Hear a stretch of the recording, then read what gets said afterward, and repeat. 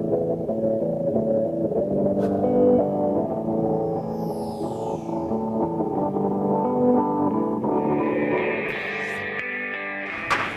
the meeting to order, the January 5th, 2015 meeting of the BUHS District 6 Board. And we are starting earlier than our customary hour tonight to have a budget review and a public information meeting on the budget. You will note that at the end of the agenda, we need to take action regarding the budget. So, Mr. Chair, I may have to leave early, so could I request that we move the agenda up to be at the beginning of the agenda rather than at the end of the agenda after the public meeting, of course? I mean, the whole thing's public, but after the... yeah, I guess we could put that ahead. There's no reason we couldn't put it ahead of administrative reports. Oh, yeah. and consent agenda. So Yeah. you're talking about the budget approval? Yeah. pieces. Yeah, we can do that. We probably should, well, let's see how the timing on this, but we can put it up in the front of the main meeting. Just remind me if I forget. Thank you. Okay. So, the copy that I guess everybody has now is an update December 31st, and it still says draft there, but we're pretty much down to where it's going to be and what's going to be printed for the public meeting, for the annual meeting. So what I would like to do is, you'll notice there are some changes from the last, if you've got your copy of the one we passed out before, there are some changes, primarily reductions. And I will say that this budget has been thoroughly picked at by administrators and Ron and Frank and the Finance Committee, of course. But there's right down to the last few days looking for ways to try to lessen the impact on the tax rate in particular, and obviously drop the operating part of the budget. I would just like to go back a little background of how we've gotten to where we are today.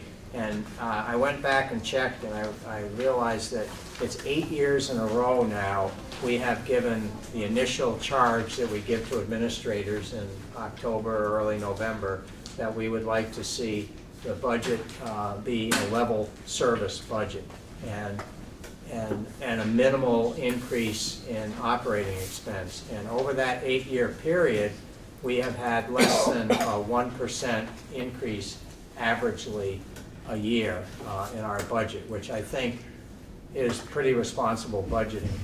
And the other thing that I note is that it always seems that the administrators find a way to keep the budget under control without slashing any services and things that are good for the kids and the things we do and the things we do best.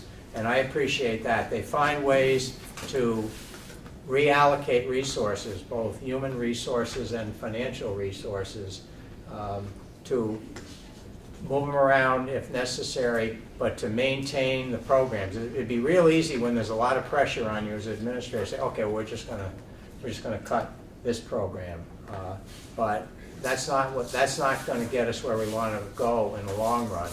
And I really think, and I think the Finance Committee would support me on this, that they've done a great job of reallocating their resources to get the programs that they need to have done. There's a couple of new programs that have been introduced seamlessly over the last couple of years, and I think of the STEM Academy and the Fine and Visual Arts, that's been put into place without really having any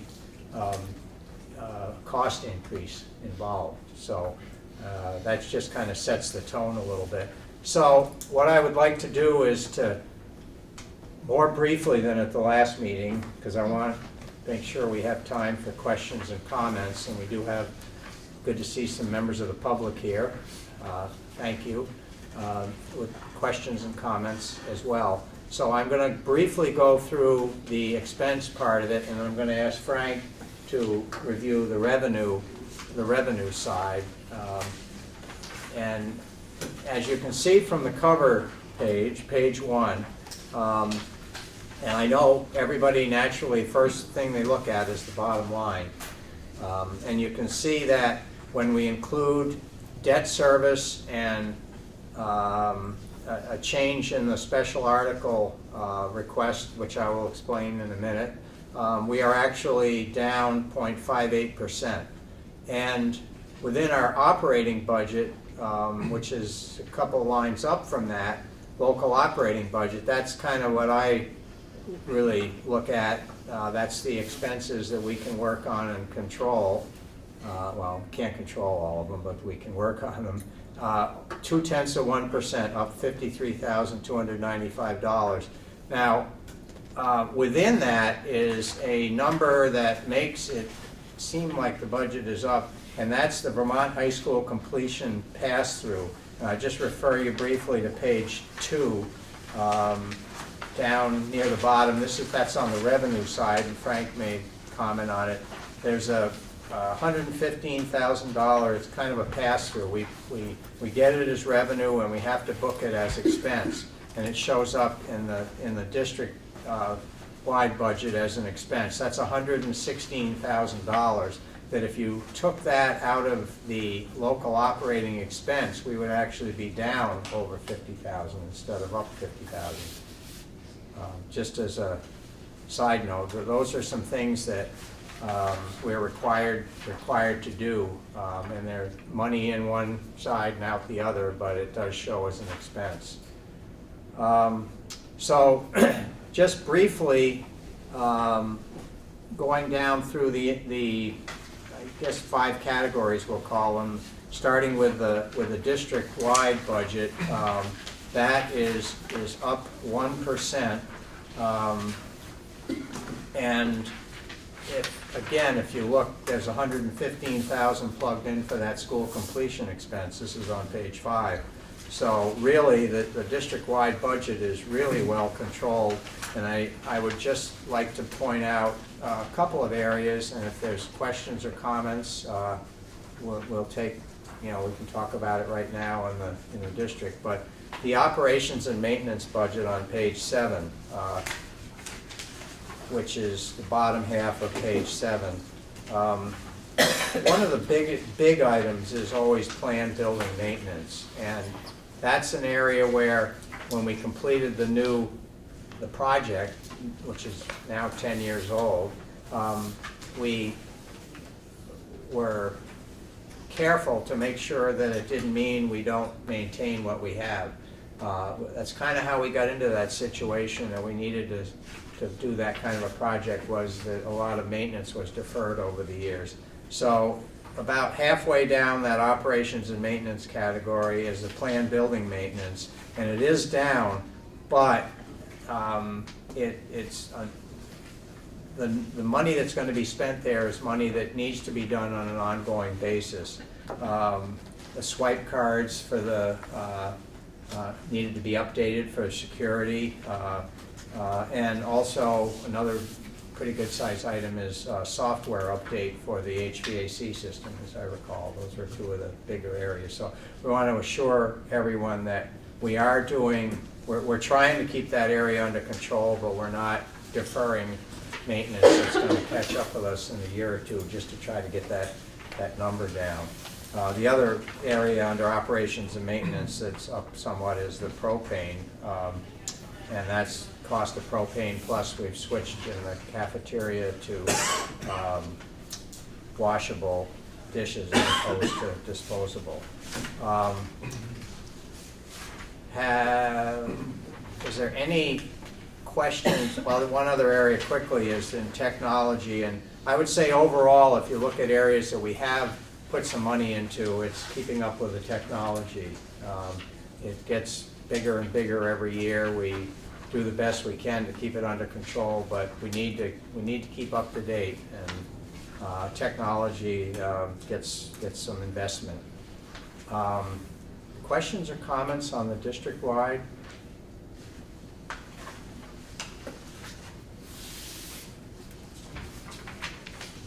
Or any other input that administrators have? So, and district-wide, again, I'm sure the board has heard this many times, but these are basically the things that cover all 3 units, such as the nursing area, audio-visual, the operations and maintenance of the physical plant, technology, transportation is in there, bus contract, and security safety. So those are the things that affect all 3 units and are handled under the district-wide budget. No questions, no comments? I know there's a... Special ed would be in that district-wide this year also. Right. The certified staff is out, it's with the SU, but the Paras paraprofessionals are in there, yeah. You'll see a decrease in that based on, student needs. We felt like we could make some reductions there. That would be on page 9, the bottom half of page 9, special ed para salaries.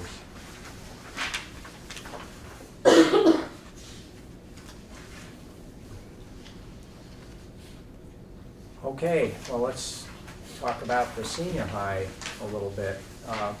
And now, as I talk about senior high, middle school, and the career center, I think it's important to talk about the student census. Anybody who's been paying any attention to all the hot heat that's blowing around Vermont, it's school budgets in relation to dwindling number of kids, and that is a legitimate concern.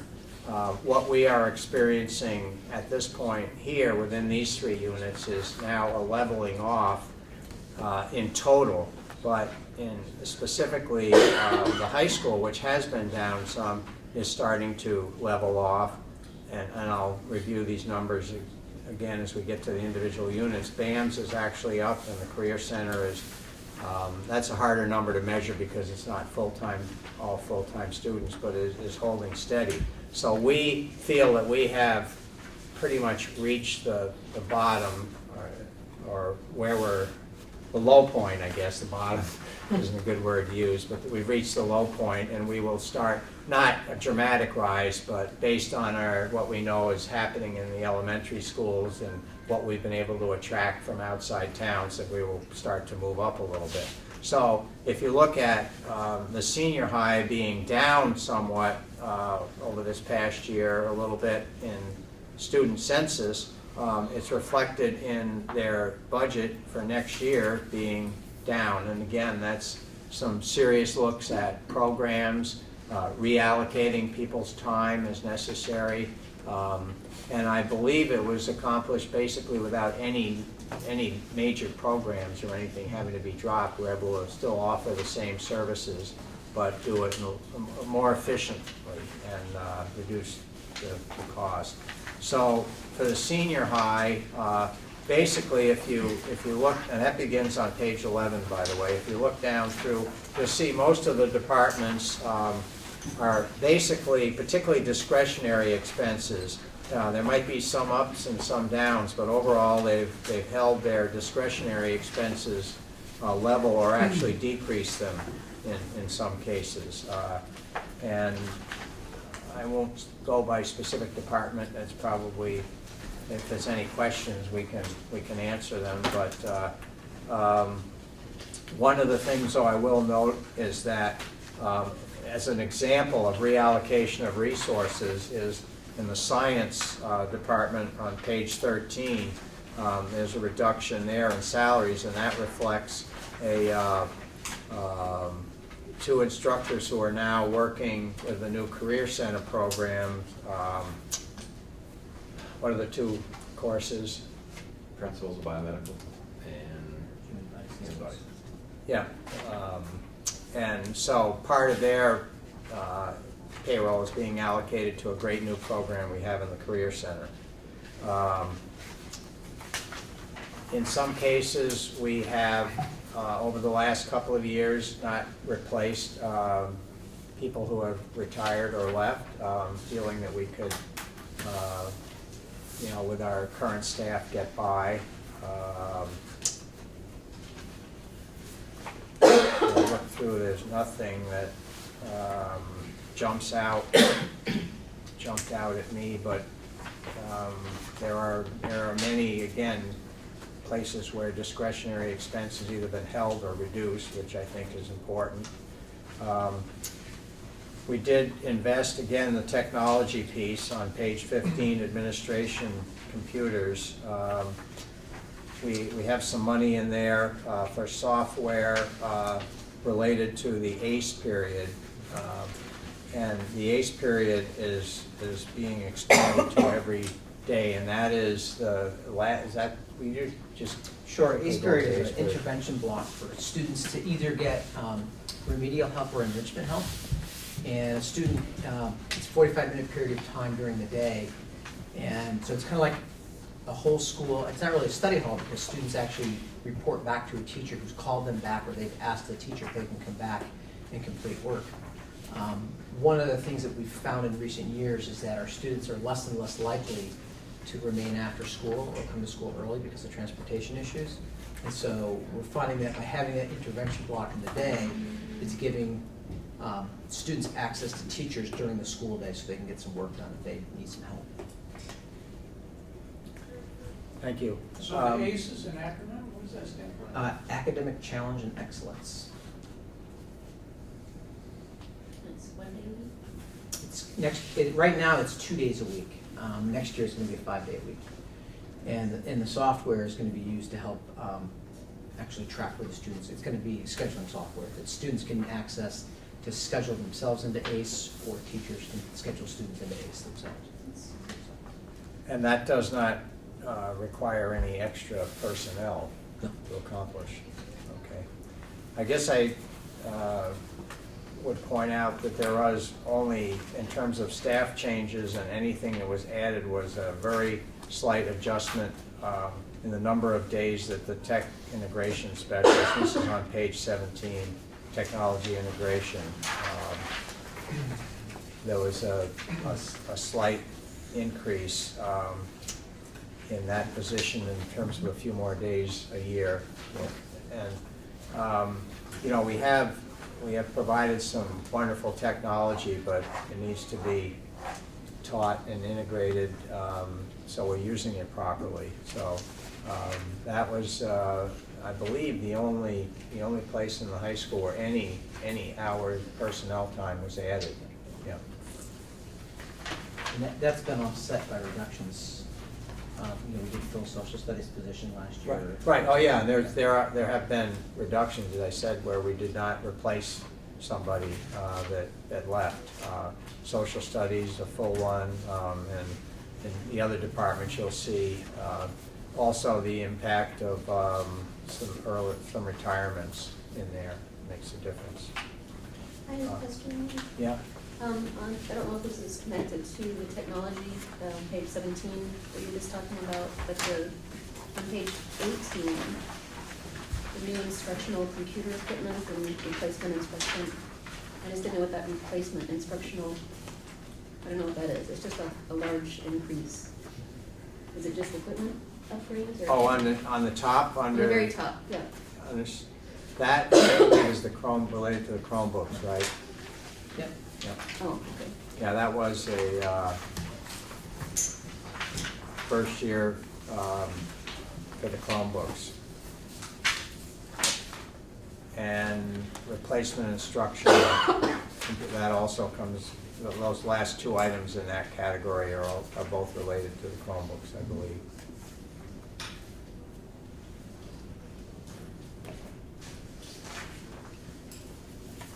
Okay. Any other questions or comments on? So the Chromebooks, this year it's all first-year students, and next year it'll be first and second-year students?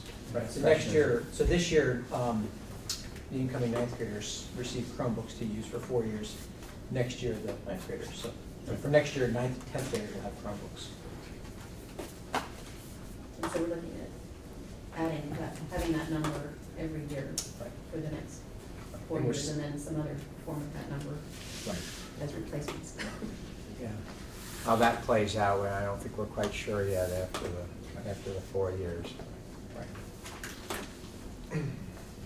Okay, let's talk about BAMS. And here's a case where, as I noted, our census is actually going up. At the end of June of 2014, this past June, we were at about 261 students.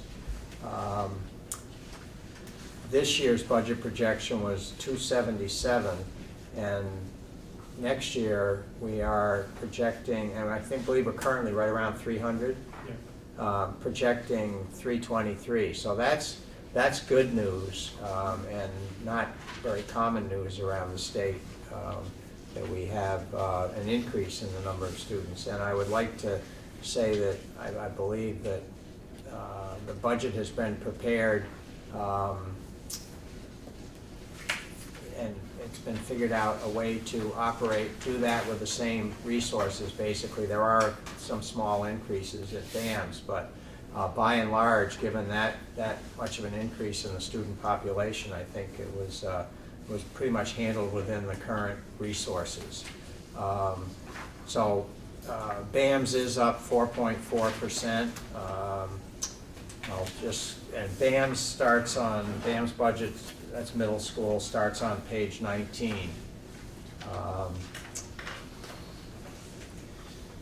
There's some small increases in foreign language. That prior to this, the German was being subsidized or paid for out of the high school. Now we've assessed some of the German instruction to the BAMS.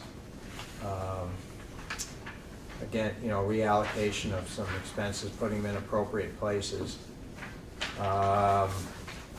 Most other departments are held pretty steady on all the discretionary expenses. A few cases, some software for various reasons. Social studies, a little textbook and equipment. And I would bring your attention to the top of page 22 and the 21st Century Grant. That is the BEAMS, essentially the BEAMS program. And that is a program that was initially, was it completely grant funded initially, the first year? I think like 75%. 75%, and it's kind of a dwindling amount. It's been an extremely valuable program, and maybe I just have Keith give you like 2 minutes worth of what goes on at BEAMS. So that Sure. Yeah, BEAMS is it's an after-school program. With the philosophy of trying to meet the needs of all of our kids, and traditionally schools have kind of had, their music and sports and drama, and there's a big percentage of kids that just don't get involved in any of those, and trying to get kids engaged in school in other ways. So this program offers many very creative activities to keep kids engaged. I think we end around 5 p.m. each day with these after-school programs, and you do all kinds of things. When the weather's good, they're going outside and doing activities around the area, and they're doing technology type things like developing games and software and robotics and that kind of stuff indoors, and dance and music, and just really, and it's student driven, so students who have an interest in an area, and if there's enough of them, then we'll try to find an instructor and sign the kids up, and we run a bus to get them home if they need it. We have the BEAMS bus, so pretty exciting program for us, and tremendous number of kids involved, and they can sign up from 1 day a week to 5 days a week, and it's, I think, a really incredible asset for us. Any questions about BEAMS? I was just gonna add that our director, also one of her tasks is to find money through grants for Right. the funding, so. Right, yeah. Well, we've always valued this program. You know, there are kids that are not necessarily into sports and the core activities that we've always had, and something for them to do and engage them after school helps how they perform in school. Yep. So that is an expense that's up a little bit, but well merited. Is it up or is it just reallocated? Well, it's maybe I shouldn't say the expense of the program is up, but there's the 52,000 that's in there was not in the 14-15 budget in that area. It looks like but you see the actual expenditure in 2013-14 was just about that amount. So essentially, it's not like we're spending more money, but it shows up as an addition to the bottom line expense versus last year. That's an expense, Nick, are you in the grant? That's the program. That's our local funding. It's the local part of it replaces money that had been, over a period of years, it replaces money that had been more grant subsidized. It's generally around 140,000 around that to run the entire program. Right, well, this section of the budget's 103,000, you know, on page 21 and 22. So 21 in the bottom is what Woody was just reviewing for us, and it goes on to page 22, and you see the program total there at the top of page 22. Okay. 103,000, Yeah, okay. which is a little less than the actual for fiscal year 14. Do we expect the actual for this current year to be around that? We Yeah. better. Yeah. Yes. It's not gonna be 47,000, but it'll be around 100. 103, that's right. Yeah, because the grant is been renewed. Any other questions or comments about the middle school budget? How many students are actually served in the BUHS program? Oh, boy.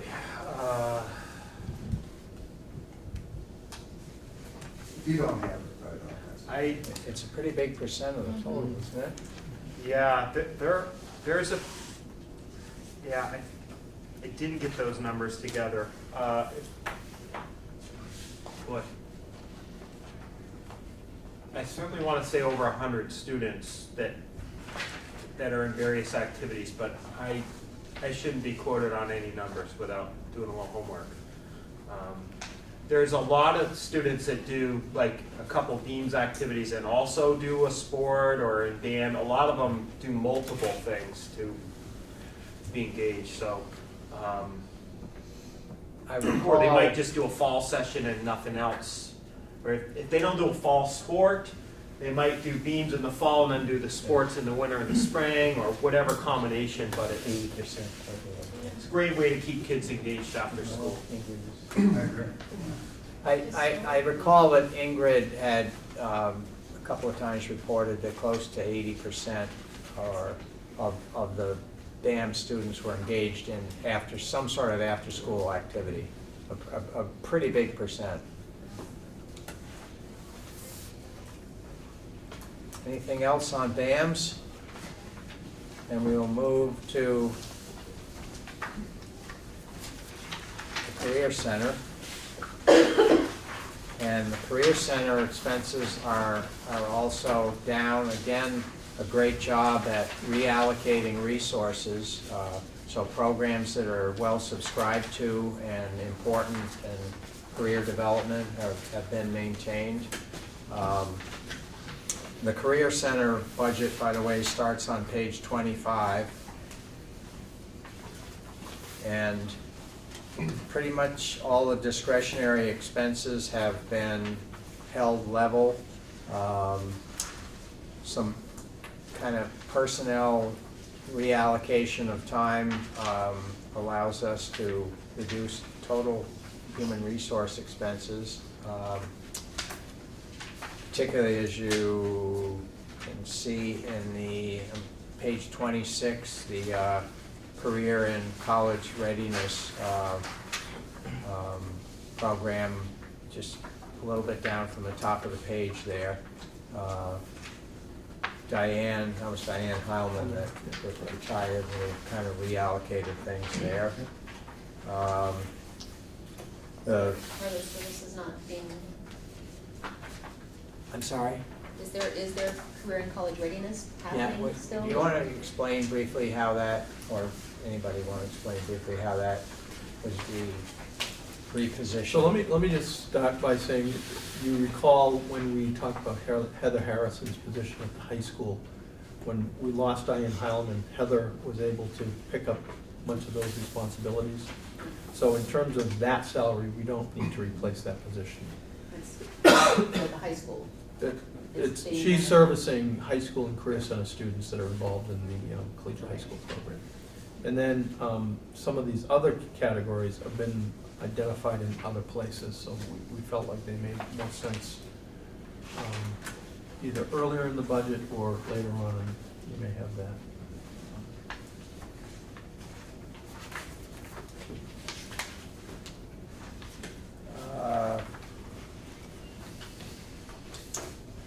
Most of the traditional programs that we've had for years have been maintained with either a very minimal or increase in expense, or in many cases actually a decrease in expense, where we found ways to carve a little bit out. Let's see. You'll see on page 28 the aforementioned principles of biomedical and human body systems, the new programs, and a lot of the salary of that was reallocated from the high school for those instructors to teach in the career center. Let's see.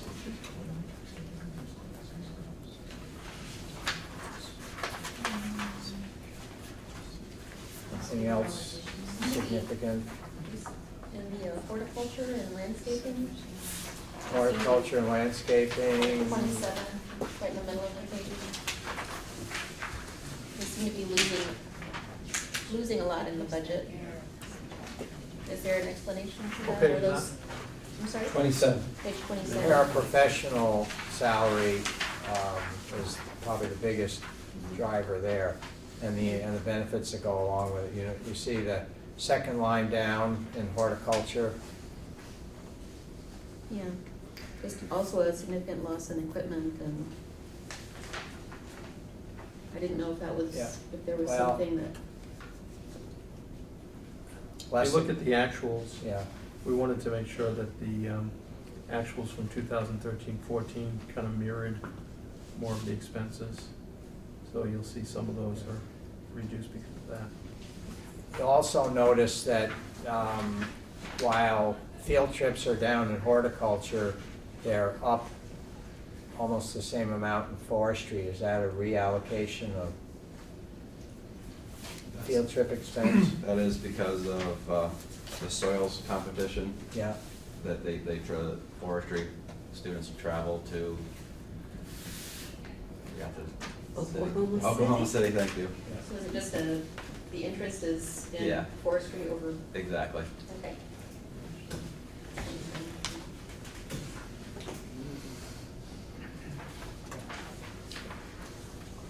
Let's see.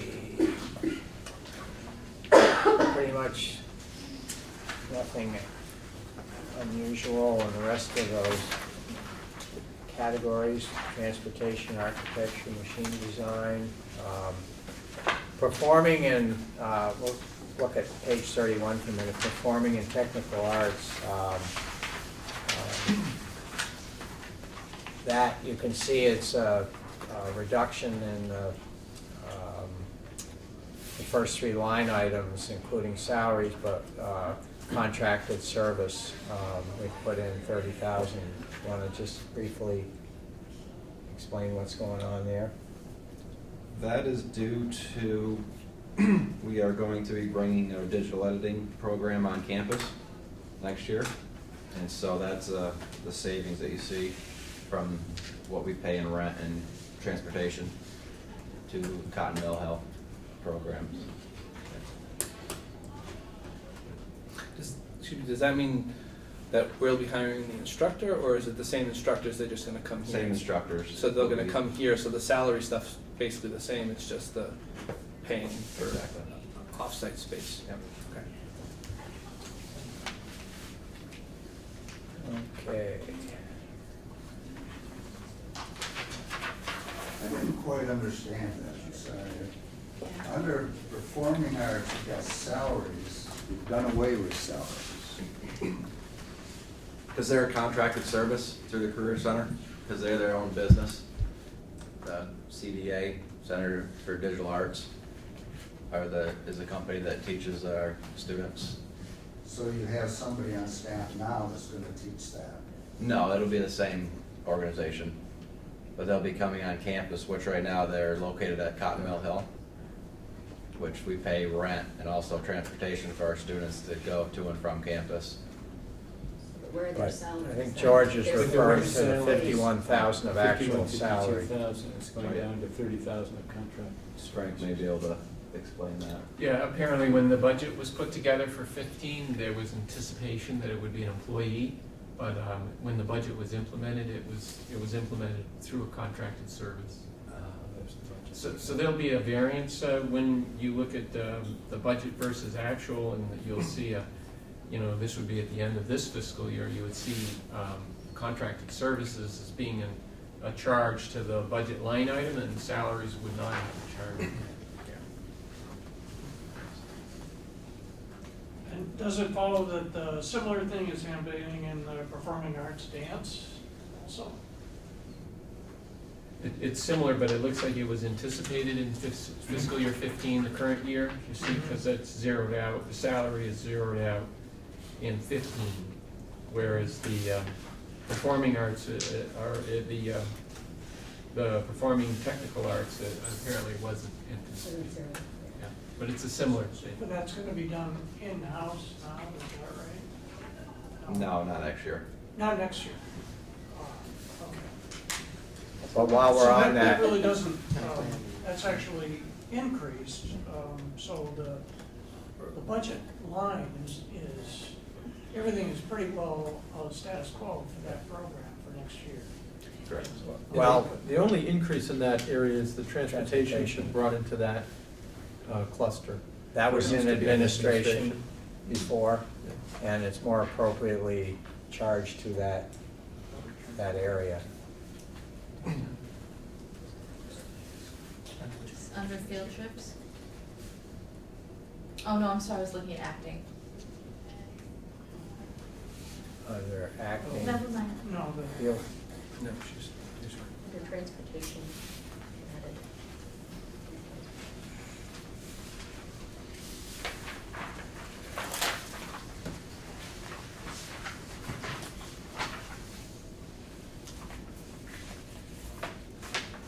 Okay, any other questions or comments on the Career Center? They do want to have a little time for Frank to talk about revenue. And he'll also probably mention the Career Center tuition, which is part of that 5-item list at the top of the cover page.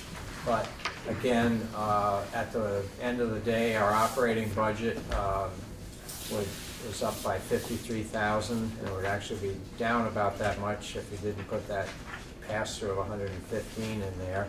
And then we will not be requesting a special article to add 150,000 to our so-called roof and boiler fund this year. We've done it 2 years. It was established 2 years ago.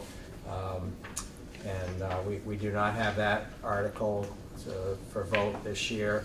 Our debt service for the track and the project debt service, as you can see, are down a little bit. And the bottom line is a 0.58% reduction in our total budget. at $27,888,081. You want to give us a little go on the revenue? Sure. Can I ask you a question first? Why are field trips not universally allocated for? I see under Health and Human Services, I think that's what it said, Human Services Cluster, you have, I'm sorry, I'm on page 28, and I don't see anything here for field trips or any type of in-services that would be related to that. I'm, looking at Business and Information Technology Cluster, you have $6,000 proposed. Under Business Management International, there is nothing. Why would there, I understand that some of these field trips, like you said, Oklahoma, very valuable, kids maybe look forward to it every year, probably there's fundraising associated with it. I'm not questioning that. But some of these other careers, there's a lot of areas in this area, a lot of places in this area that could benefit from having some money for a field trip, for something that comes up. The field trips are built based, I guess, on teacher requests. Yeah. And these two are new programs. Yeah. The health Yeah, programs. I understand. The older program was called, I forget what it was called, my daughter went through it. And it was a great program. But especially with human body systems, checking out the MRI at the hospital, it's a portable MRI. I Right. mean, that's. And the locations are very within walking distance from the campus, so Yeah, we don't. but there are other things in a bigger circle here. Sure, I agree. Between, Cheshire and Franklin and, there's just a lot of opportunities, especially with everything that's changing, with technology changing so fast. Some of these programs, some of these things, you really kind of have to see them to, Right, and I also have grant monies that will fund our new biomedical program, so Okay. that's not why it's not listed on it within those categories, All right. so, thanks. Point well taken. And sometimes too, I think, if I can think, some of the field trips for some of the Career Center programs, like Oklahoma for the soil judging, or for the business thing, the FBLA trip to the state conference, that's something that's a standard thing that we know about, that we can budget ahead of time for. That happens every year, it's an annual activity. Whereas some other field trips for other departments may not be an annual thing, because it's something that is new that comes up, but then that would change and that would affect things differently. But I think there's some things that we can plan for and budget for, like Oklahoma or going to the FBLA conference, things like that. So that's why I think when I read that, that's what I thought of. I was like, oh, that's the FBLA conference, and that's a standard thing. It's every year. We know about it ahead of time. If that Just to give a helps. plug for the forestry department, don't they have to win a statewide competition to go? Correct, and they did. And they this always do. year. 22 years now. 22 years. So we can budget it, and they're gonna win. We just can't let Mr. Hamilton retire. So I think it's important to note with those two new programs, there will be some opportunities for those students to travel to local areas. And Michael mentioned some of the grant funding that's supporting these programs. So as that gets established, and then like the next year, we'll know, okay, so without grant money, we might need to add $2,000 for field trips, something like that. Okay, a quick summary of the revenues. So our objective, of course, when we're developing the revenue budget is to be sure that we have a revenue source for every program that we've just discussed. And we are also balancing the revenue plan with a draw on the education reserve fund. So I'll speak to that in just a little bit. So on page 2 and 3 of the budget document, we have the various categories of funds the report is organized by local funds, subgrants that come through the SU, state funds, and then federal funds at the bottom of page 2, and page 3 is that fund balance. We're applying prior surpluses against the budget appropriations so that we lower the tax liability. So in sort of a brief overview, going back to page 2 on the local funds, you see it's down substantially when you look at the subtotal on local funds. The current budget's $3,195,000. This proposed budget is $2,370,000, down $824,000. You can see the lion's share of that is the refund from the bond bank of $800,000. And that's associated with the bond being sold in an environment where interest rates were higher than they are now. So the Vermont Bond Bank went back out to the market, refinanced the bond, and generated a significant benefit to the community. The difficulty, though, in budgeting when that amount of money is distributed in 1 year, it creates some volatility in the funding formula. But it was very beneficial in fiscal year 15. Unfortunately, it's not available, won't be available in fiscal year 16. But aside from that, most of the revenue sources are similar in the proposed year. In the subgrants, as part of this centralizing special ed services and other services at the SU level, the subgrants such as that first line, the IDEA special ed subgrant, is the expenses are now at the SU, so we need to leave the revenues at the SU, and that's why there is no subgrant for that line item in fiscal year 16.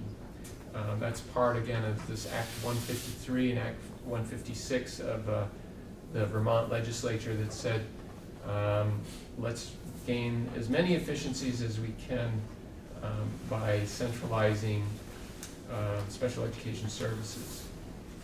And again, aside from that, we do have essentially full reporting of a number of grants, such as the BEAMS grant that we talked about at length.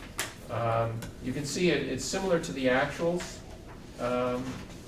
many of those revenue sources, and this is just providing both a complete revenue and expense budget in fiscal year 16. So aside from the subgrant,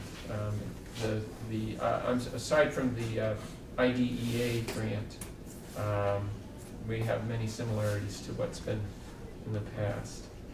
State funds is the lion's share of our revenue source. You can see the subtotal there. Of the 27 million, 24 million is coming from state sources. And the way the revenue budget is developed, the last number we put into the plan is that large number general state support, 18,403,000. Essentially what we do is we look at all of our spending, we identified all of these other revenue sources, and then the difference between what we need to spend to run public school versus all of our other sources of revenues needs to be made up by the general state support number, and that's the number that gets translated into a tax rate, a school tax rate. So you can see the result of that is, as Woody had indicated, because spending was down, you see a relatively flat change in that line item. The reason why it's not down is because we lost $800,000 in bond revenue. If we had that $800,000, we would have seen a reduction in the number that affects the tax rate. The other lines of revenue here in the state funds are associated primarily, the largest items there are the special education. Woody mentioned that we might talk a little bit about the Career Center funding.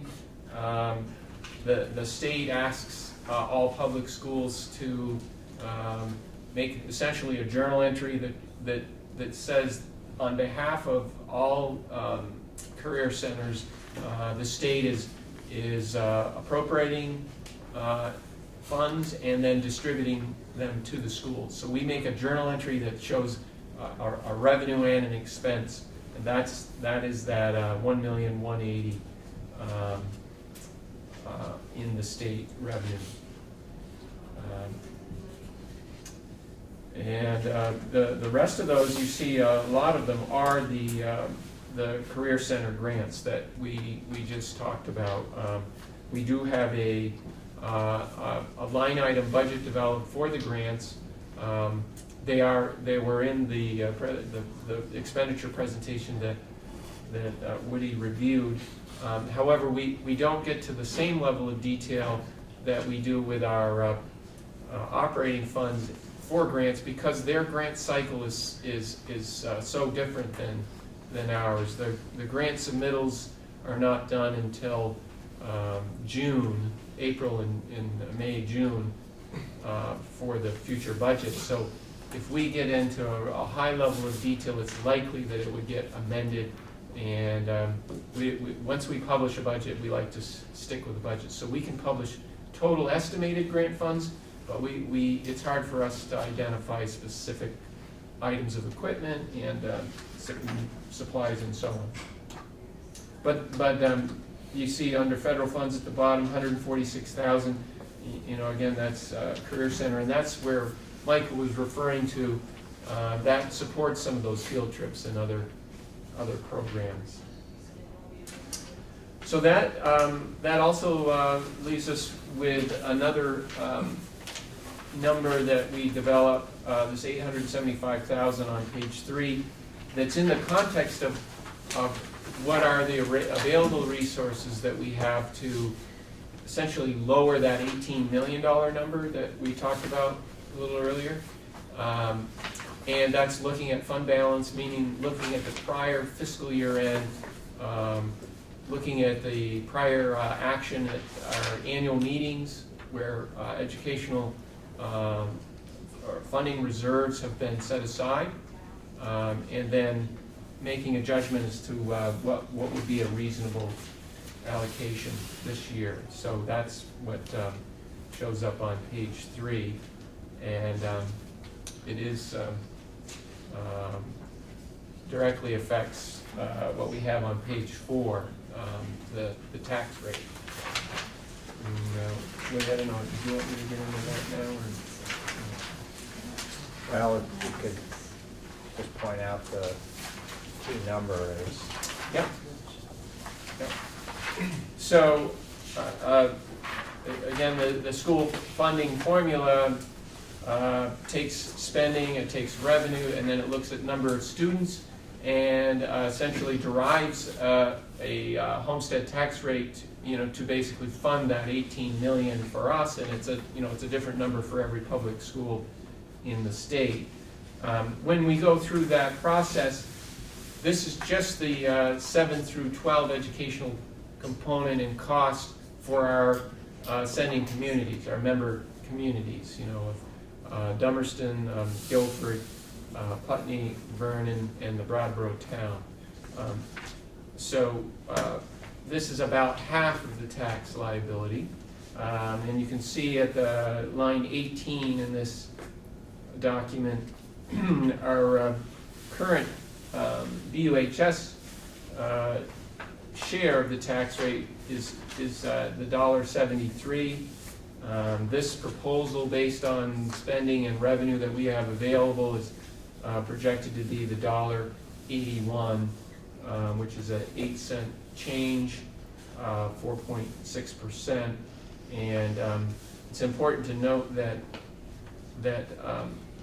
it's based on, in part, what the governor and the tax commissioner recommended, where the statewide property tax increases from 98 cents to $1. So about half of the increase is just that action, has nothing to do with the school board, but it's the legislative action to raise the statewide property tax from 98 cents to $1. That's what's on line 13.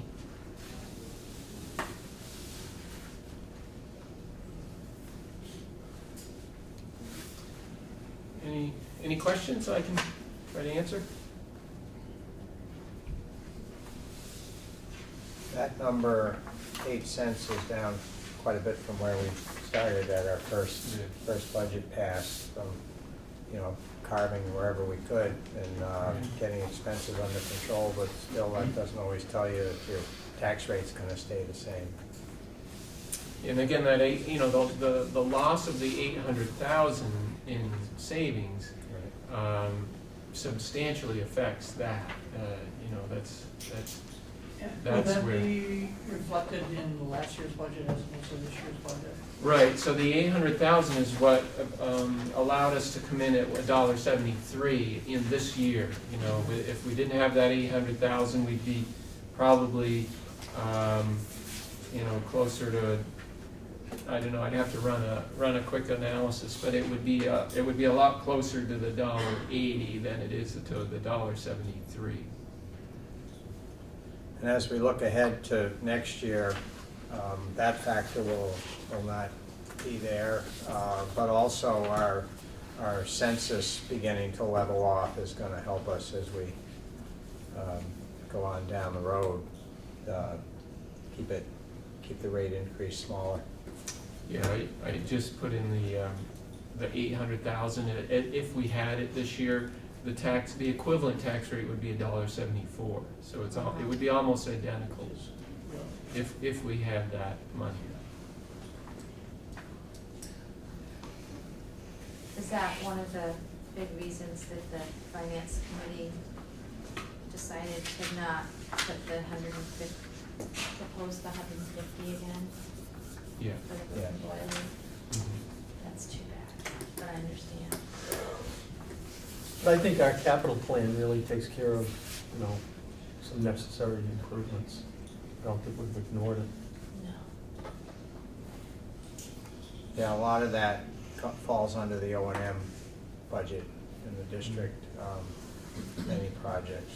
So we realize our responsibility to keep this place in nice shape, and we're not gonna try to balance the budget based on deferring maintenance.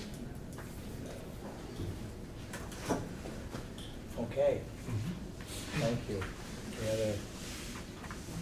I'd just comment that the board and the finance committee of the board have been working on this since the beginning of November with the administrative staff on weekly meetings and maybe more. But it's been a lot of work, and I really appreciate the time that people have put into this. I think it's a real responsive budget. It acknowledges the programming that we want to maintain, but also some reductions that we felt we could make, and,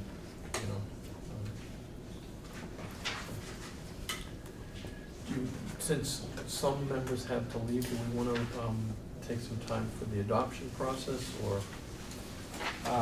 Well, we could do that now, I guess, what time we're at, starting time anyway.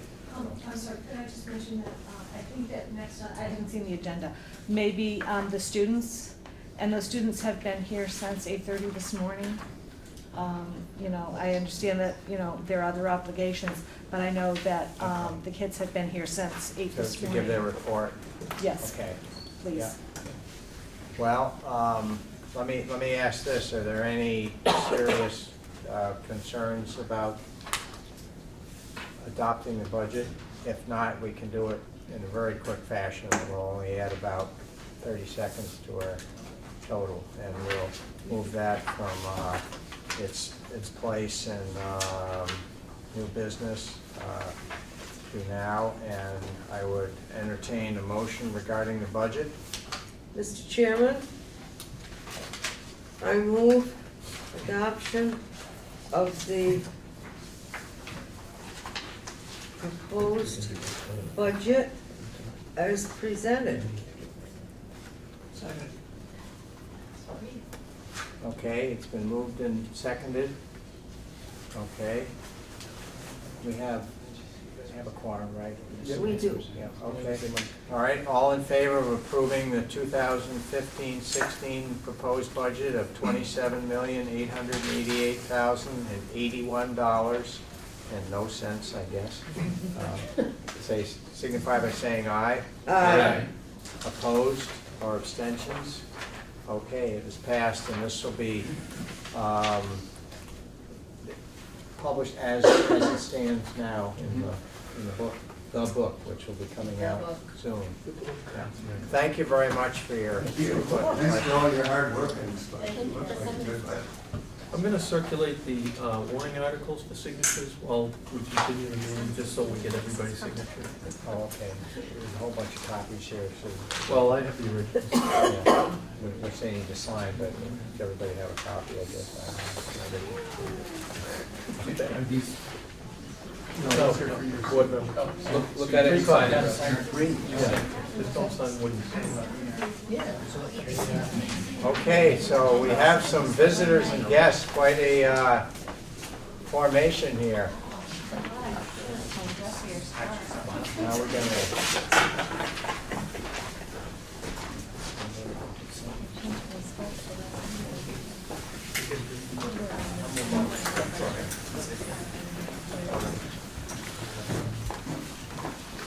Michael, would you like to introduce your crew and explain what they're here for? I And will. fire up this show? I will. I'd like to introduce our, some of our FBLA student members. I'm not going to introduce their names because they're very capable of doing that themselves. And also I'd like to thank our teachers, Mary Beth Cornell and Barb Vinci, our business teacher, and the FBLA advisors for supporting this great endeavor. So I think they have a PowerPoint also they'd like to get ready for. Welcome. All right, some of us have to get out of the way.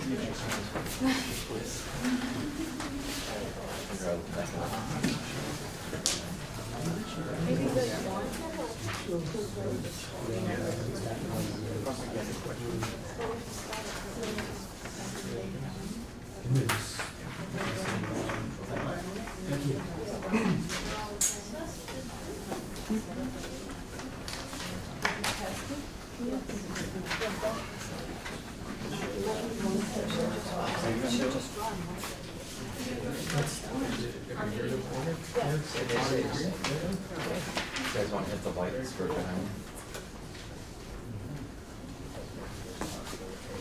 So thank you for having us this evening. I'm Casey Manning. I'm the president this year of FBLA. There are 9 officers and about 75 members, and as president, my job is to make sure that our chapter runs smoothly and that we, to help guide them through success. Hi, my name is Adam Richter, and I am the current FBLA treasurer, and my job is to manage the finances. Hi, I'm Molly Tomnick, and I am this year's FBLA historian. As historian, I keep track of all the activities that our chapter does, and I take a lot of pictures, and I'm currently working on our annual scrapbook. My name is Parker Waite. I'm this year's vice president of community outreach. My job is to make the chapter of FBLA known outside of the Career Center.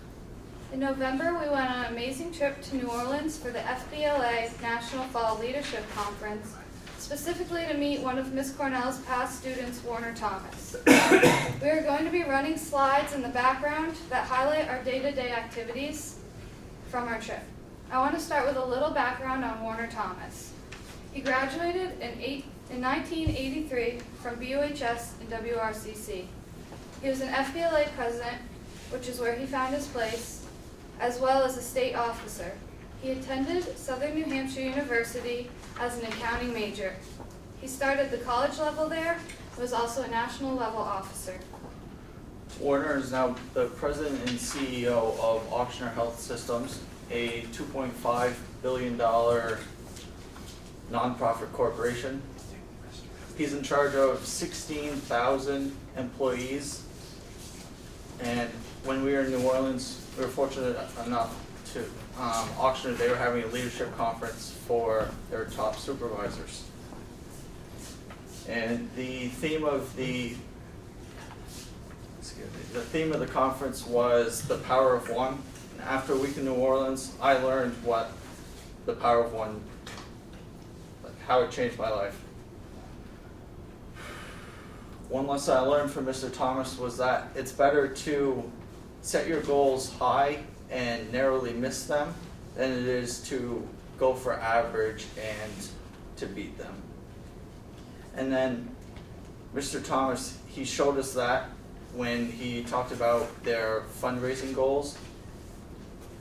He set the goal at $100 million for in a 5-year span, and previous goal had been $25 million in the same 5-year span. And in their first year of fundraising, they raised $22 million.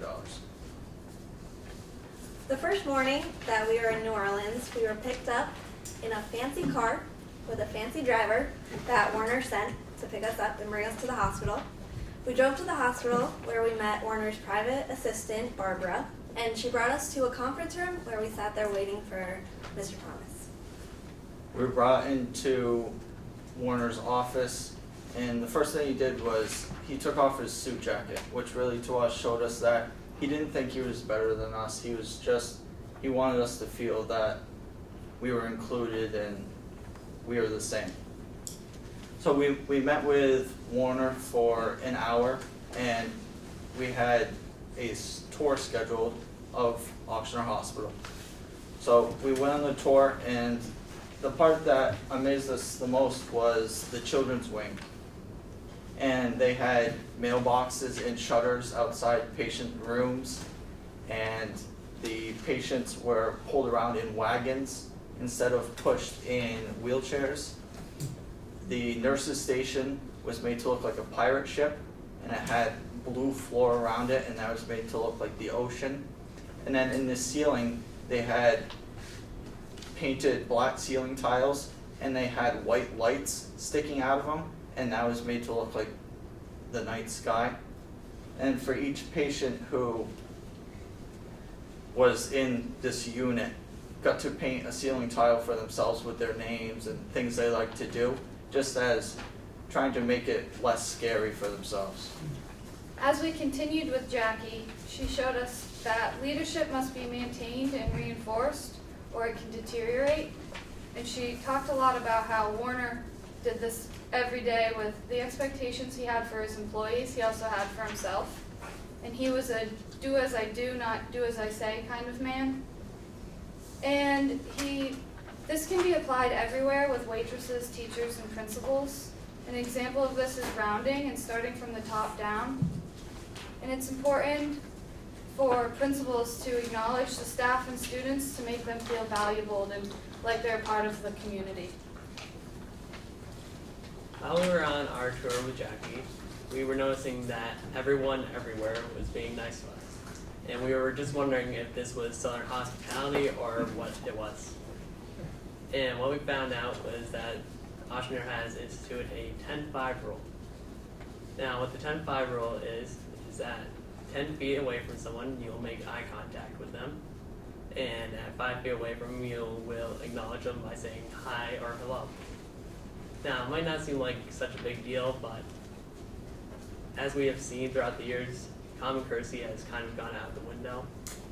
And with their institution of this, they have become more of a family and more healthy and better organization because everyone is able to know everyone and be happy. One of the lessons that I valued was when you're at the top, always remember where you came from. Warner showed us this because every year he gives 2 scholarships to FBLA students. So he's giving back to the business community from which he came from. Another thing is that when we went to the leadership conference that Warner ran, he had thank you cards on each and every one of the tables. During the meeting, he said that it's important to thank everyone that works for them. And it's more than just a company thing, but for FBLA, it's important for me as president to thank my officers for the time and the effort that they give. And also the FBLA chapter as a whole for helping us be successful and achieve our goals and quotas. Now, I'm sure that you're thinking a meeting like the one that we are in today, but for them, it was a little bit bigger. If you want to get a visual of the building they were in, imagine the gymnasium and then add about 10 of them onto it. And they completely filled that up with their 1,200 top people in that organization for their leadership meeting. At the meeting, they had plenty of speakers, but one of them really had a great message. And he talked about an experiment that a professor did. So the professor brought out a jar. He filled that up with large rocks, then with gravel, then with sand, then with water. Now at the end of it, he asked his class what they thought that the purpose of it was.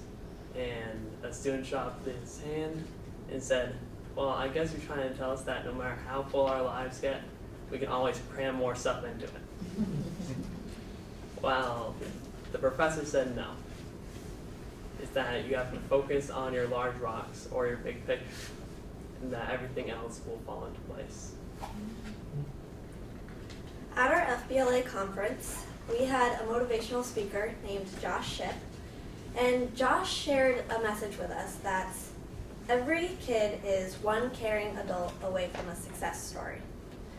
Now this brings us back to our power of one, because the power of one adult can help many kids be successful in their future.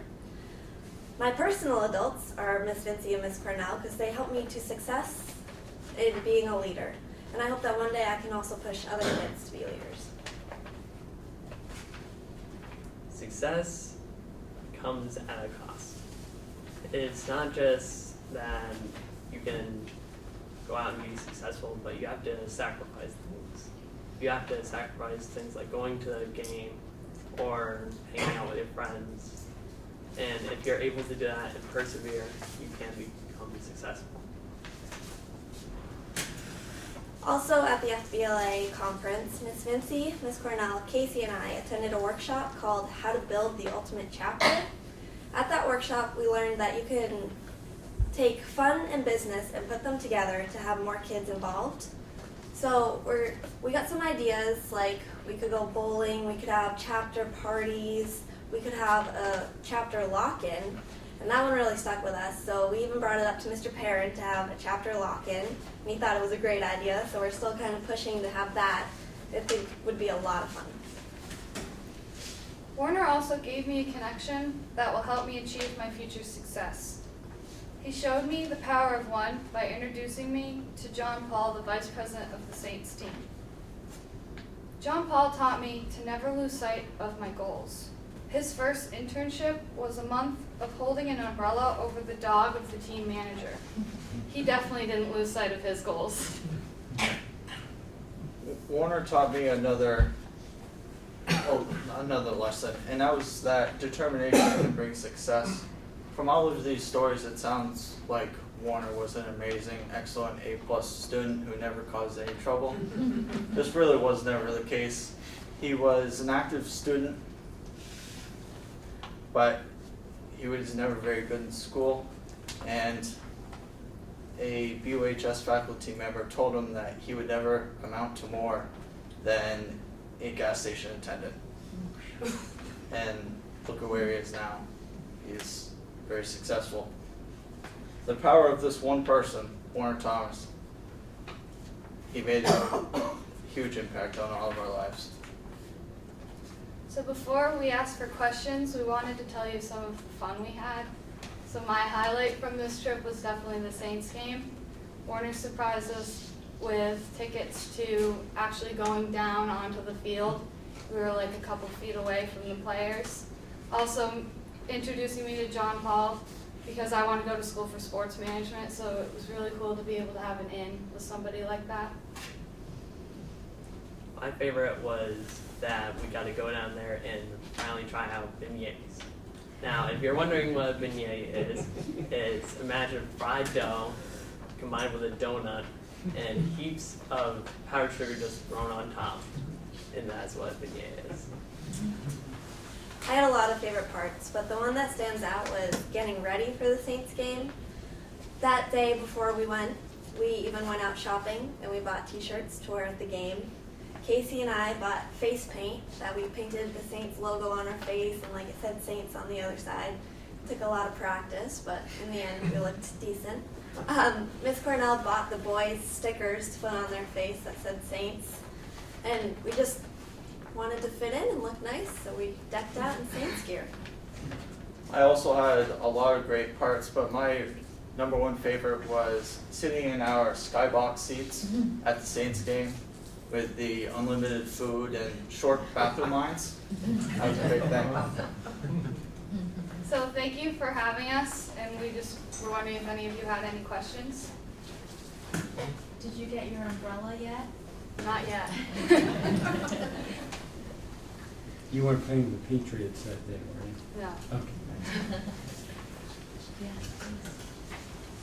Did you talked about Warner having not a great experience with a BUH teacher? Did he have Did he have a person, a grown-up that helped him, or was he sort of self-made? I think the business department, Mr. Bergeron and Miss Cornell, both. I mean, it's where he found himself. And he did at the leadership conference in front of all 1,200 people actually ask Miss Cornell and all of us to stand up, because he told them all how he was part of FBLA and how FBLA kind of made him who he was today, and he wouldn't have been able to go in front of all those people if he didn't have FBLA's experiences. Yeah.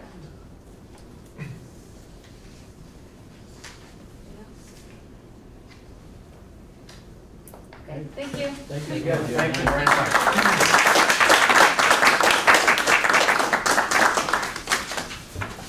Thank you very much, guys. Great job. Thank you. Presenting.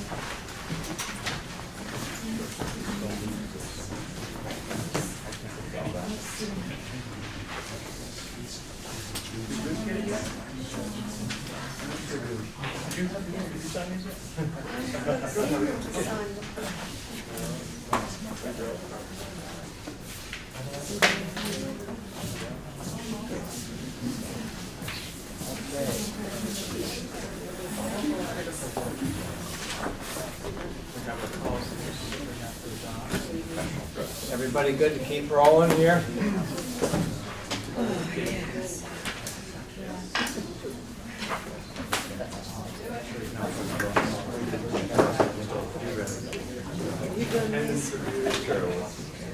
Okay.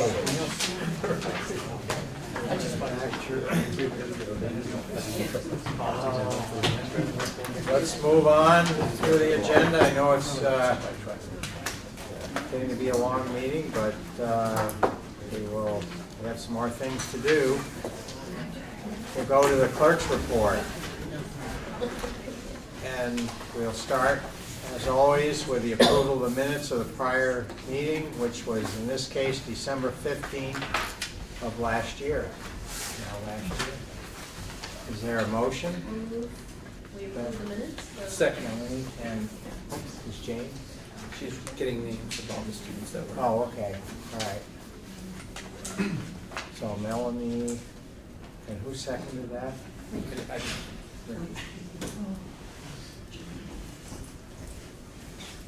Not very good at taking notes and, It's good. We'll make sure she's caught up. yeah, we'll catch her up. Okay. All right, are there any additions, deletions, or corrections to the minutes of December 15th? If not, all in favor? Aye. Opposed? Abstention? Okay, I knew there was gonna be a couple of abstentions. Okay, Could I just get, moved by Melanie, seconded by Ricky, Thank you. and approved with 2 abstentions. Sean and Melanie. Okay, are there any communications? Okay, anything else for the clerk's report? If not, we will move into consent agenda. Is there a motion accordingly? Thank you, Laurie. Consent agenda. Ricky moves and second? Move second, okay. All in favor? Aye. Okay, we are in consent, oops, no negative abstentions. We are in consent agenda and we'll start, as always, with finance. All right, Finance Committee met. What did we meet? The Well, let's see here. 22nd? Sorry, I don't have that in front of me. Well, we had, since our last meeting, we had a meeting on the 8th. I think that was the meeting. Okay, That was, yeah. on the 8th. Well, we have to have met since then because I have the warrants for the 15th. I don't have my last year's calendar with me. I don't either, there's the problem. Frank, do you have a finance committee note from past the 8th of December? Let me take a look. I think we met last week. No, last week. We met on the 18th. On the 18th. Okay. Okay. We met on the 18th and we approved warrant numbers 1096, 1097, 1099, 1100, 1101 in the amount of $676,764.14. Also, warrant numbers 1103, 1104, 1105, 1106, 1107, 1108, 1109, and 1110. Total of $134,440.82.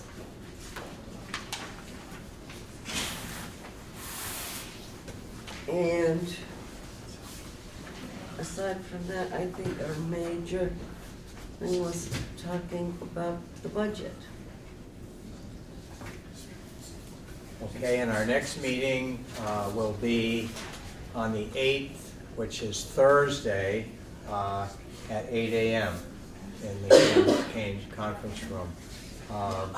Contemplation is that we will go to Thursday meetings. I think we only met on the 18th, because in the budget session, right? I mean, the finance committee, we met on it. Well, that could be. We could I think that's have what it was. done these warrants, well, because we did warrants at one, Budget board- meeting. Yeah, budget that's when we meeting. did those. Well, we had so many meetings in November and December that it's hard to keep track of them all, but we have records of what we did, so just don't have them all right here. We will now be going back to our Thursday schedule. Thursday after each board meeting essentially. Instead of Wednesday, we're going Right. to Thursday. Right. Okay. How about the WSCSU Finance Committee? Anything going? Well, we passed budget. There was the budget meeting as well as the full SU meeting where we passed the budget and for special ed and for administration and English as a second language and what else am I thinking? Basically. That's the main thing. Yeah. It's the administrative support and supportive instruction, and then special education services. And so that, and those numbers have been, were put into the budget that we just approved tonight under, under special ed and under administration. So we don't have a meeting scheduled for another, is it February? I think It was February, yeah. I think our next meeting is, of the budget committee is in February. Okay, thank you. Planning and policy. Has not met since our last session. We do have some policies coming up in unfinished business for adoption.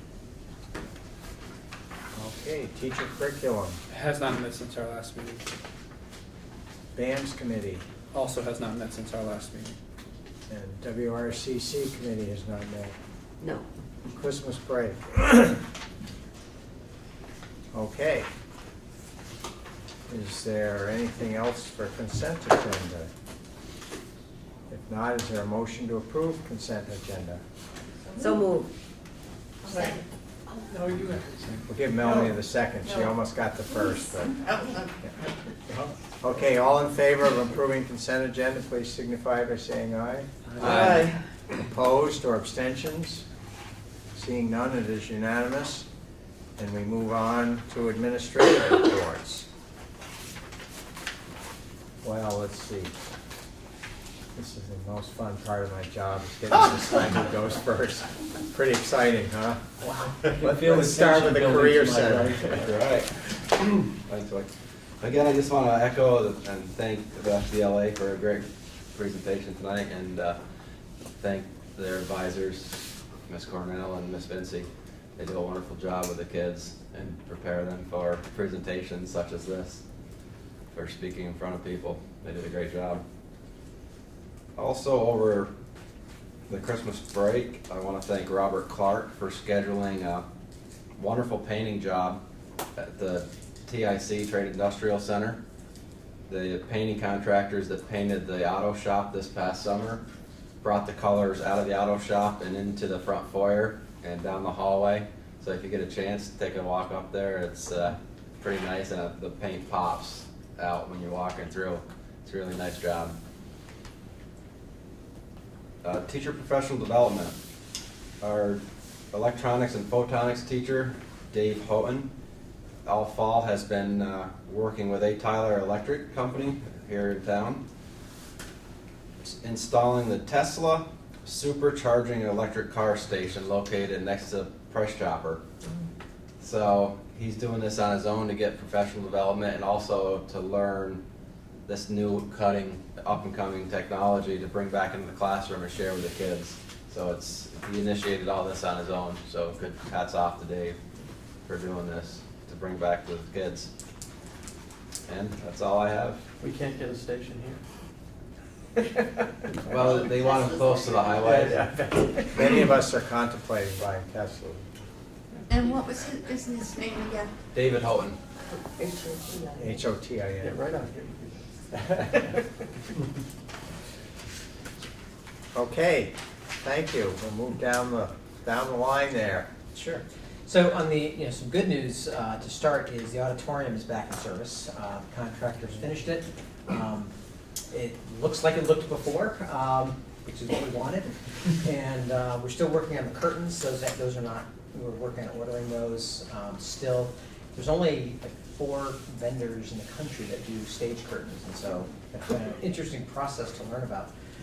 But it's back in service, and that's great news. And it will be opening on January 8th with an a cappella concert at 7 o'clock in the auditorium. And then on the 13th, the BUHS Band Chamber Ensemble will play there as well. So, and of course, the musical's coming up, and that's Grease, and that'll be opening in early February. Final exams are next Thursday and Friday. It's hard to believe, but we're actually ending the semester. So final exams are next week for first semester.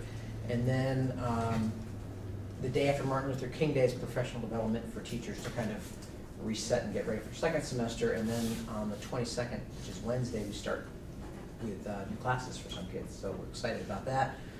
On the 23rd, we had a half day, and we did something pretty interesting here.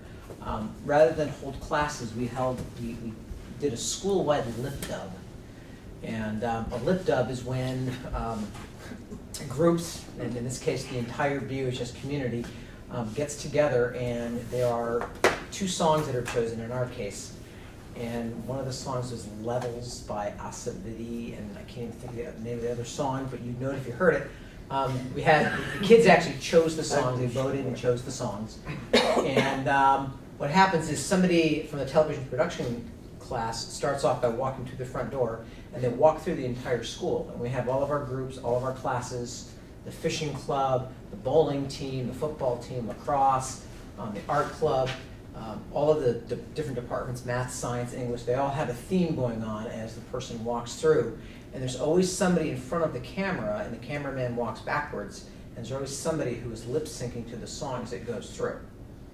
So we did 2 dry runs. Actually, we did 1 dry run. We tried it out once. And the entire school, they spent an hour decorating the hallways.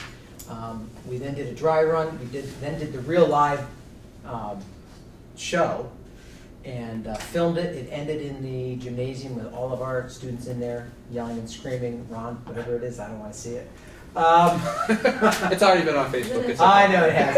And so right now what they're doing is they're editing it out, and we're pretty excited for the world premiere of the BUHS Lip Dub. You know, it was a great experience. It was a huge school spirit boost for us. Everybody took part in it, you know, teachers, kids. And what was equally amazing is afterwards, we set aside an hour to clean up, and everybody pitched in, and the school was spick and span within about 45 minutes. And it looked great, so hats off to everybody for that. And Allison Cram and Karen Tronowski, who kind of spearheaded it.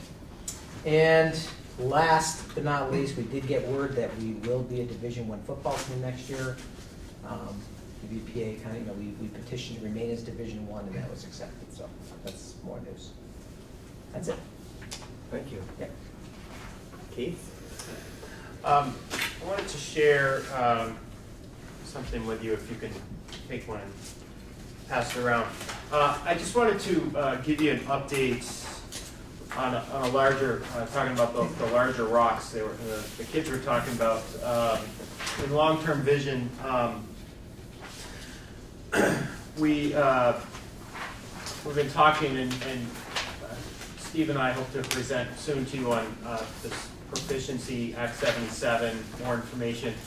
I have a couple teachers who have contacts with the Tarrant Institute. The Tarrant Institute is out of northern Vermont, Burlington area. You probably know the politician, is it Rich Tarrant?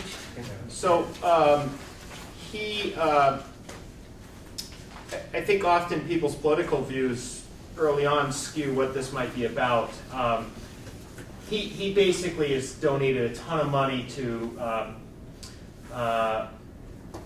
for schools in the state to develop their technology and enhance student learning. And so there's a bunch of teachers. They've partnered with the University of Vermont, and a bunch of kind of former teachers now working with the Tarrant Institute to promote technology-rich schools and help schools kind of utilize the technology they have and increase the technology they have.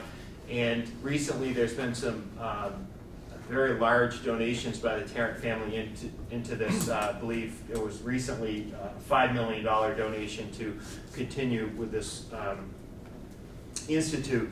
And they've worked primarily with northern schools, and we've kind of we want to tap into, we want to potentially partner with Tarrant. So the first one page is kind of a really quick overview. I just copied and pasted off their webpage. And then the back page is a couple questions in the questionnaire that I sent back to them. Really what I'm doing is letting you know that I'm pursuing this. We haven't been selected to be partnered with them. They're choosing 11 schools this year and hopefully 8 more next year. And it really ends up being a 3-year commitment to partner with them. I mentioned the proficiency. We have this proficiency thing which is going to take several years to, and pretty much all of our professional development dedicated to understanding the proficiency model and how we carry it out in school. So the question is, well, how do you do this Tarrant thing and the proficiency thing? They're two robust kind of undertakings, and really the thing is they'll work hand in hand with each other. The technology. So they understand, Tarrant Institute understands that all the schools have this new Act 77. They're all trying to develop this proficiency stuff. So they would work with us to help our technology support Act 77, PLPs, proficiency-based learning, and develop systems so we can use, we can increase student learning. So it's free, it's grant. They would come down and work with us. We would go to a summer institute. We'd send teachers to the summer institute. It's like a 5-day commitment at the end of June. It's pretty exciting for us, and I just wanted to kind of let you know that I'm pursuing it. We haven't got anything back from them. The other exciting thing for me, I think initially it was a little bit like the teachers were like, well, I'm worried about we're taking too many things on, and as we looked into it a little more and had discussions, I was, at least with the action planning committee, which is a team that helps me develop professional development, they are like, yes, let's do this, we're on board. It was unanimous in the group that met with me, and having all of those key people who help plan professional development are on board, I'm excited about. So you can look that over if you have any questions, between now and the next meeting, or next meeting if you want to ask me any questions. Potentially I'll have more information. I'll have a response from them at that point. But that's the quickest overview I can give you. So they will be choosing the schools that they partner with? I believe so, yeah. In the future? And what's interesting, the schools that have worked with them in the past, one of the teachers, they said, you look at that list and they're like, these are the top middle schools in the state who are partnering with them. So you can look at, you can just Google Tarrant Institute Vermont or whatever, and you'll get their page, and there's tons of information. So, I'll be certain to keep us posted. Yeah. When will they let you know? From my conversation with the director, they're hoping by the end of January they'll have decisions made. So, coincidentally, several of the teachers who have gone to Nashville for the Association of Middle Level Education, the national conference, got to meet up with the director, John Downs, and several of the teachers. Joe Rivers has worked with him, known them for years, and so we've got some people who've already been engaged with them, and so we're pretty excited about the possibilities. I just remember, didn't Rich Tarrant run for a statewide office? Yeah, that's why I was saying. What was the office? I can't remember. Governor, I thought. He ran for governor. Yeah. Ran for governor? Oh, he was, but he was defeated in the primary, I believe. Yeah. Yeah, on the Republican. Yeah, the political stuff is really completely separate from Is this. it? I think he just, the person who made a lot of money and wants to get back to school. IDX. I don't know where did he make his money? IDX, I think. Yes. Yeah. So. Very successful. Okay, thank you. Central office? Yeah, I just have a letter of retirement from Maggie Cassidy. This letter is to notify you that I intend to retire from teaching at BUHS 6 in June 2015. For all of the 38 years that I have taught generations of students at BUHS, I've been proud to be part of the high school and the district, and I am grateful for the support the community has provided over the years for the high school and for our rich and innovative language program, and for the travel opportunities that I've been privileged to share with students. Thank you for your attention, Maggie Cassidy. So we'll need to accept this with regret. I would like to make that motion if I could, and I would what I'm doing is having a motion to accept the resignation of Maggie Cassidy. And I would like to put the word extreme treatment, because she has been an asset to this school that is amazing. All the articles that she has written for the paper, the French immersion program, which has been so successful for so many students, her leadership in language teaching is exemplary. I'll second that motion. Yeah, I was gonna She's been- say, she's then we been can have fabulous. discussion on the motion, but you've said it very well. Been a long time, great person to have as part of the team here, and we'll miss her. Okay, it's been moved and seconded. All in favor? Aye. Opposed or abstentions? Don't know what good it would do us to oppose it anyway. Okay. Change their mind. May know. Anything else, Rod? That's it? Okay, I have nothing, so I think we've covered everything under administrative, and then we have some unfinished business, which is adoption of some policies, of 4 policies, and additional reading on a 5th, is that correct? That is correct. I'll address F30, the pupil privacy rights first. Between the holidays and budget, we haven't gotten any answers on that one yet, so we'll still be putting that one on. Which one is that? The pupil privacy Yeah, rights, the one we yeah. talked about before? The only thing that we could get from the VSBA, and I don't think we're gonna get anything more, is the fact that the trend has been to, for policy, to reduce the original policy from procedures and just put that right into policy. So when you actually look at the changes for administrative responsibilities, they're pretty similar to the old policy section. And then when you look at the legal references, it really hasn't changed the intent of the language of the policy. So maybe at another meeting, you can kind of look at that and compare it to the old language with the new. And I don't think we're gonna get any more information about it. We still need to have further discussion on that one, so Yeah. we'll be still keeping that one for additional reading in the future. The other 4, however, are up for adoption. So I move that we adopt policy D9, alcohol and drug-free workplace, as written. Second. Second by Ricky. Okay. Any last minute questions or discussion? If not, all in favor? Aye. Opposed or abstention? Seeing none, that's passed unanimously. I move that we adopt policy E8, tobacco prohibition, as written. Second. Can I ask a question there? On the definitions, there was, tobacco, number 4 was tobacco paraphernalia is defined as, and then it listed a bunch of things. Did we add in, because we were talking about including but not limited to, has that been added in to our proposal? I thought we did. Yeah. That was, yes, So is that what? it so we're- should be added in. So, I mean, I don't know, the only one that I've gotten was the original one, or maybe I did get a new one and I just, I think Barb sent out the revised one, It's but it just said another one. including but not limited to Okay. the Yeah. list. Much as we did with the SU adoption. good. Okay. All in favor? Aye. Okay. Opposed or abstentions? Okay, that one is adopted. I move that we adopt policy F14, admission of non-resident tuition students, as written. Second. Second by Ricky, okay. Any questions? Yeah, I mean, the same question I had was under 2 implementation, there was a question of adding gender identity to the list. Was that added or not? That was added to this policy. It was, okay.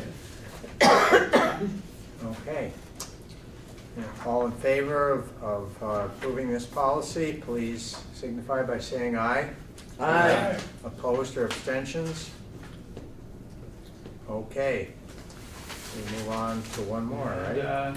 I move that we adopt policy G1, curriculum development and coordination, as written. Second by Melanie, okay. Any other questions or comments? If not, all in favor of approving policy G1, curriculum development and coordination, please signify by saying aye. Aye. Aye. Opposed or abstentions? If not, it is, G1 is adopted along with D9, E8, and F14. And we will hear more on F30, pupil privacy rights, at a future meeting. Okay.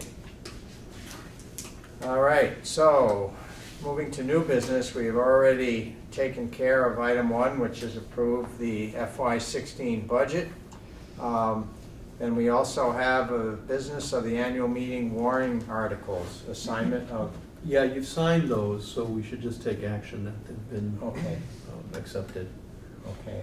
And then as we get probably to your next meeting, we'll assign we'll look at who did the last ones and Okay. make those So assignments. we need to have a motion to accept the annual meeting articles as passed out and signed.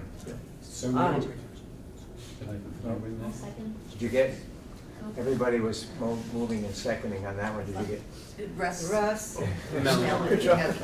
Russ and Melanie. Okay. Second, yeah. All in favor? Aye. Opposed or abstentions? Seeing none, it is unanimous. And we will be assigned presentation of the individual motions in the meeting at our next meeting, probably? Okay. All right.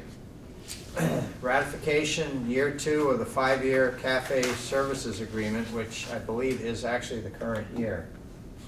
Yeah, I don't have a document for that. I think it's just something that we needed to. We didn't, confirm. well, yeah, we're already into that second year of the contract. We probably just didn't have it documented that Right. we did it or did it at finance committee at the end of last year.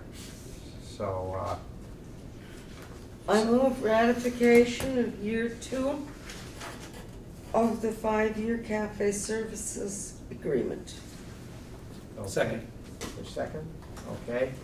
Just a question, I'd mentioned this before when we first approved it, do they make annual reports to the budget committee?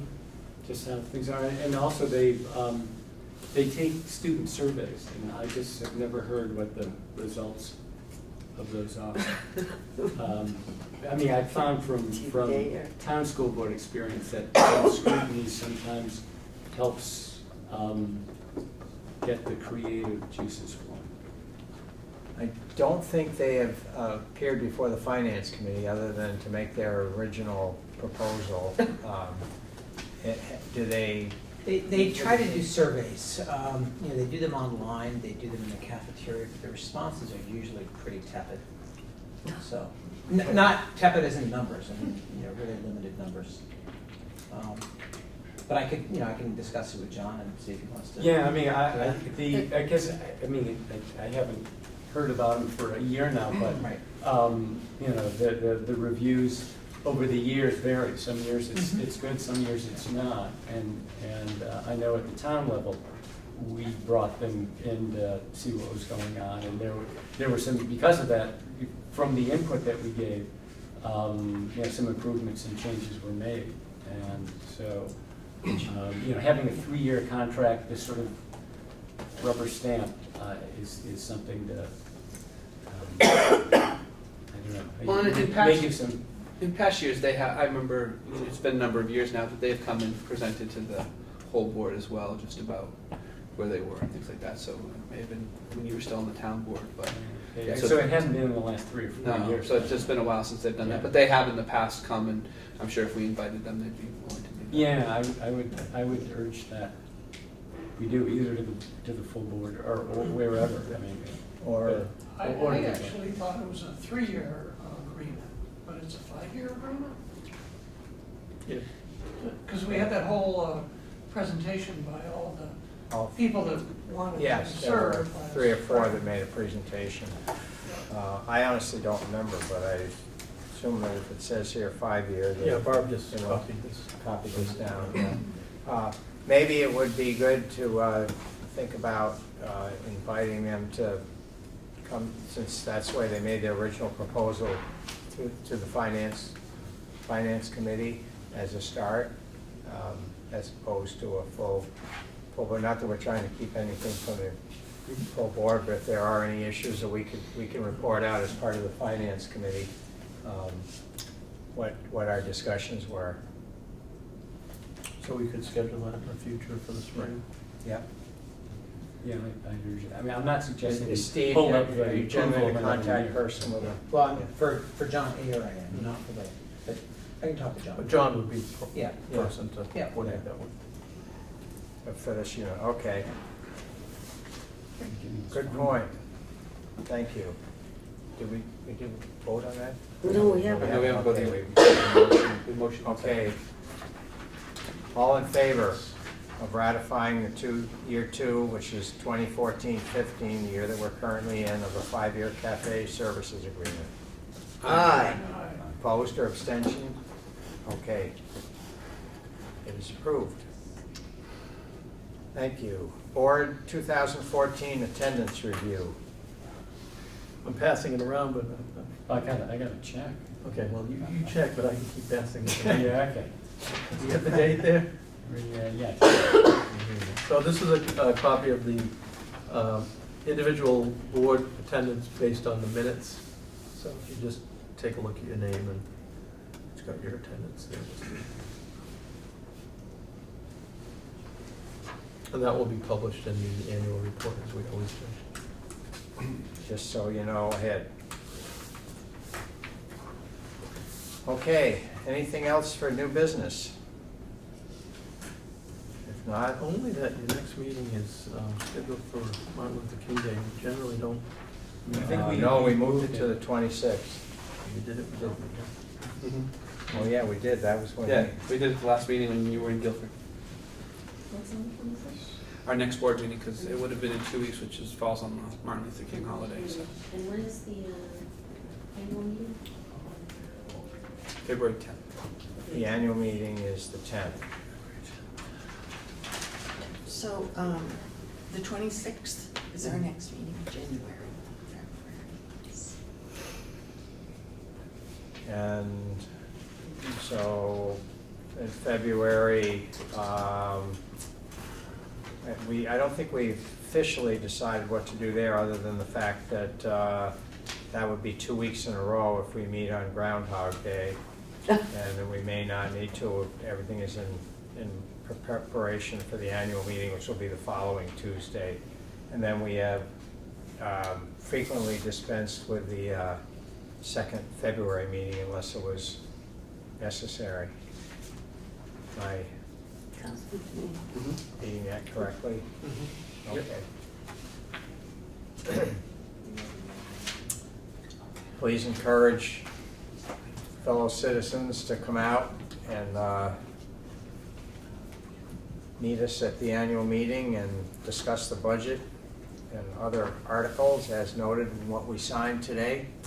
Okay, anything else for unfinished business? Mr. Chairman,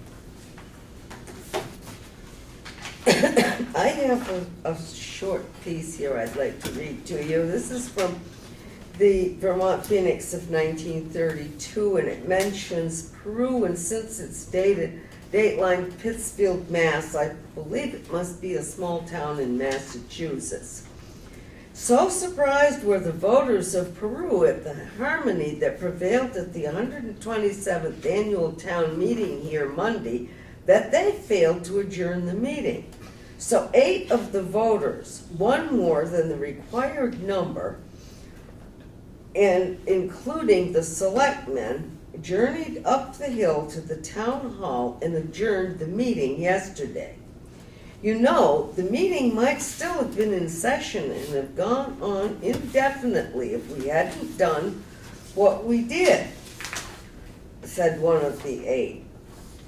With that, he shuddered at the thought of some of the business that might have been transacted if the enemy in one camp had sensed the situation. Dr. William P. Smith, who was elected an assessor Monday and named chairman of the organization meeting of the board, declared that Charles H. Wood, the moderator, left the meeting without calling for adjournment.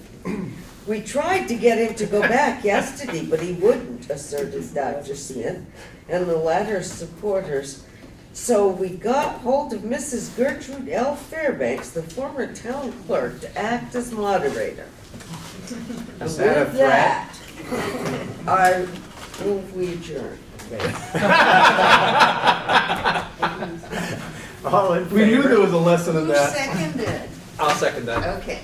All in favor? We may have to. Any opposed?